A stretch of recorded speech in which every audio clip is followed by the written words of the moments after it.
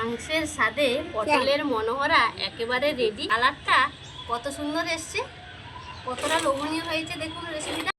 নমস্কার বন্ধুরা, Sumitra kitchen and ব্লগে সবাইকে স্বাগত জানিয়ে আজকে আমি আপনাদের সঙ্গে পটলের একটা দুর্দান্ত রেসিপি শেয়ার করব। আজকে আমি বানাবো মাংসের স্বাদে পটলের মনোহরা।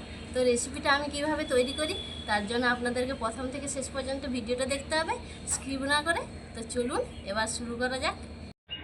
তো রেসিপিটা তৈরির জন্য পটল তো লাগবে। তো আমি এখানে কয়েকটা পটল নিয়েছি, আর এখানে কয়েকটা আমি পটল আগে থেকে কেটে নিয়েছি। বৃষ্টি হচ্ছিল, ভেবেছিলাম যে ছাদে হয়তো ভিডিও করতে পারবো না, নিচে রান্নাঘরে ভিডিও করতে হবে, তার জন্য নিচে বসে কয়েকটা পটল কাটছিলাম। তারপর যেই দেখলাম যে রোদ বেরোলো আর ছাদটাও একটু শুকনো শুকনো হয়ে এলো, তখন ছাদে চলে এলাম ভিডিও করার জন্য। তো এই পটলগুলাও আমি আপনাদের কয়েকটা কেটে দেখাচ্ছি, তো আপনারা সঙ্গে থাকুন। পটলগুলো প্রথমে এই মুখটা আর পিছনটা কেটে নিলাম, এবার এইভাবে খোসাটা ছাড়িয়ে নেব।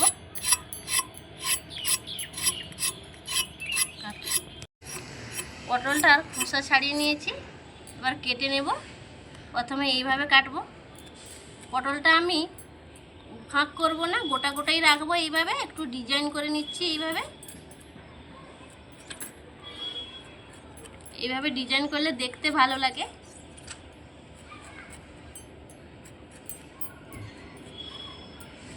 এইভাবে করতে হবে, খুবই সোজা।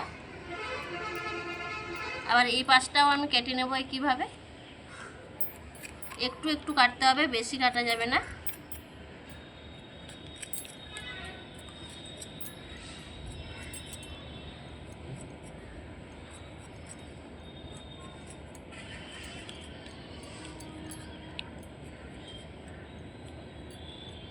দেখুন পুরো পটলটা কেটে নিয়েছি। তো এখন ডিজাইনটা কিন্তু বোঝা যাচ্ছে না, তো ভাজলে খুব ভালোভাবে ডিজাইনটা বোঝা যাবে। তো এইভাবে আমি বাকি পটলগুলো কেটে নেব। আলুগুলো প্রথমে খোসা ছাড়িয়ে নেব ভালো করে।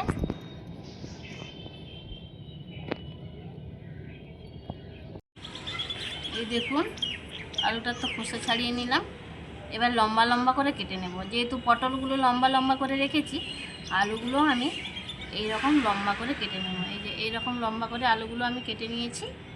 এই দেখুন এইভাবে আমি বাকি আলুগুলোকেও একইভাবে কেটে নেব। দেখুন পটল আর আলু কেটে নিয়েছি, ভালোভাবে ধুয়ে নিয়ে চলে এসেছি।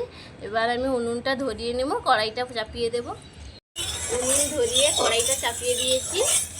কড়াইতে দিয়ে দিয়েছি সরষের তেল। আজকে আমি পুরো রান্নাটা সরষের তেলে করব, তাই দিয়ে দিয়েছি সরষের তেল। তেলটাকে ভালো করে গরম করে নেব।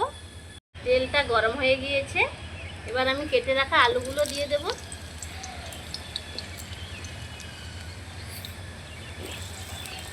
আলুগুলো দিয়ে দিয়েছি, এবার দিয়ে দেবো পরিমাণ মতো লবণ।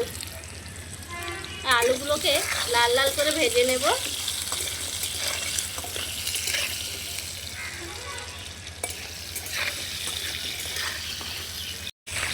আলুগুলো আমি ভেজে নেব, তো আমি হলুদ দেব না, হলুদ দিলে তেলটা কালো হয়ে যায়, সেই জন্য আমি হলুদটা দিলাম না, আপনারা দিলেও দিতে পারেন। আলুগুলো ভাজা হয়ে এসছে, তো এবার আমি তুলে নেব, পাত্রে তুলে নিচ্ছি।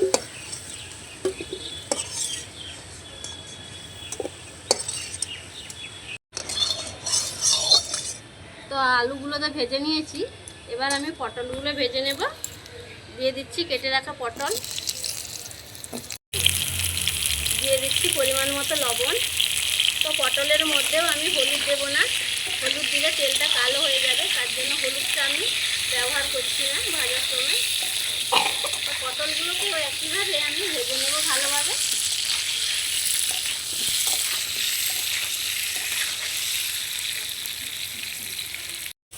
দেখুন পটলগুলো খুব সুন্দর ভাজা হয়ে গিয়েছে, এবং ভাজার পর প্রত্যেকটা পটলের ডিজাইনগুলো দেখুন কতটা সুন্দর লাগছে পটলের ডিজাইনগুলো। এবার পটলগুলো আমি নামিয়ে নেব।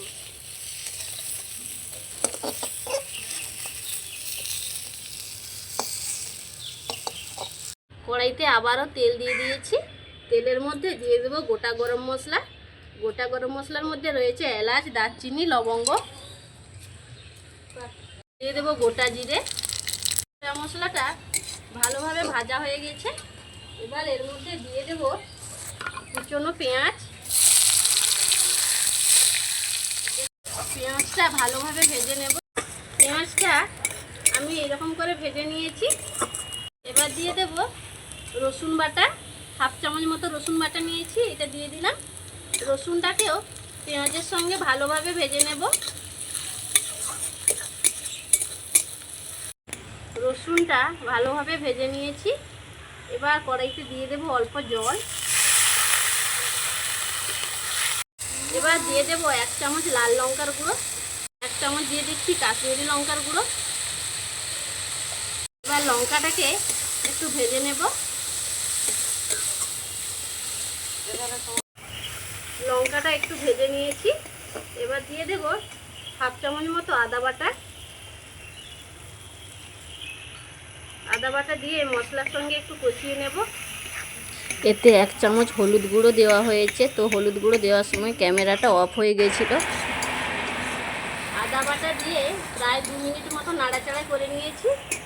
এবার দিয়ে দেব হাফ চামচ ধনে গুঁড়ো, 1 চামচ দিয়ে দিচ্ছি চিকেন মশলা, আর দিয়ে দিব টমেটো কুচি।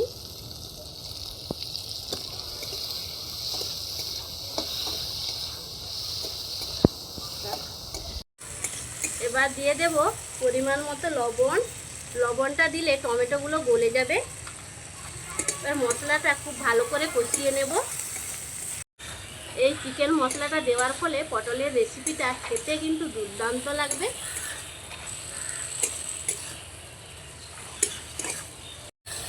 লবণটা দেওয়ার ফলে দেখুন টমেটোগুলো গলে গিয়েছে, আর মশলাটাও খুব সুন্দরভাবে কষানো হয়ে গেছে। দেখুন এই যে সাইডে সাইডে পুরো তেল ছেড়ে দিয়েছে। এবার আমি ভেজে রাখা আলু আর পটলগুলো দিয়ে দেব। এবার ভালো করে কষিয়ে নেব। এখন থেকে যা গন্ধ বেরোচ্ছে না,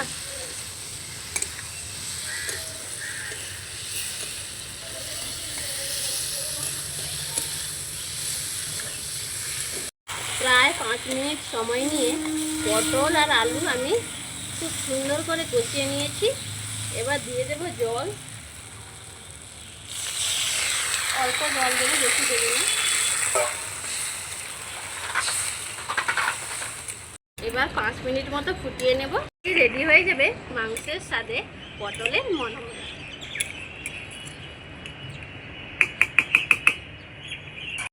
প্রায় 5 মিনিট মতো ফুটিয়ে নিয়েছি। এখন নামানোর আগে দিয়ে দেব গরম মশলা গুঁড়ো, হাফ চামচ মতো আমি এখানে গরম মশলা দিয়ে দেব। একটু নাড়াচাড়া করে মিশিয়ে নেব।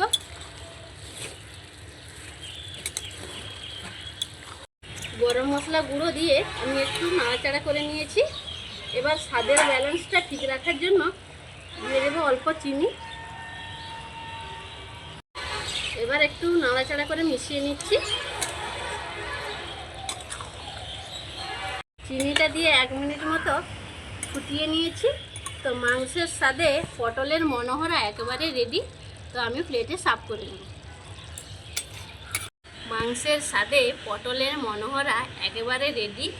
দেখুন কত সুন্দর হয়েছে এবং এত সুন্দর একটা গন্ধ বেরোচ্ছে। আজকের রেসিপি যদি ভালো লাগে লাইক, কমেন্ট, শেয়ার, সাবস্ক্রাইব করে পাশে থাকবেন। রেসিপিগুলো বন্ধুদের মধ্যে বেশি বেশি করে শেয়ার করবেন। নিত্য নতুন রেসিপি পেতে অবশ্যই চ্যানেলটিকে সাবস্ক্রাইব করে পাশের অল নোটিফিকেশানটা অন করবেন, যাতে আমি যখনই ভিডিও আপলোড করব সবার প্রথমে নোটিফিকেশান পেয়ে যাবেন এবং লাইক দিয়ে আপনারা দেখে নিতে পারবেন। যে সকল বন্ধুরা আজ প্রথম আমার রেসিপি দেখছেন তাদের কাছে অনুরোধ রইল প্লিজ চ্যানেলটিকে সাবস্ক্রাইব করে পাশে থাকবেন। তো বন্ধুরা বিকেলবেলা ভিডিও করছি, রান্নার ভিডিও। তো সন্ধে হয়ে এসছে, তাই খাওয়াটা এখন দেখাতে পারছি না। তো ভিডিওটা এইখানেই শেষ করছি। সবাই সুস্থ থাকুন, ভালো থাকুন। দেখা হবে পরের ভিডিওতে। নমস্কার।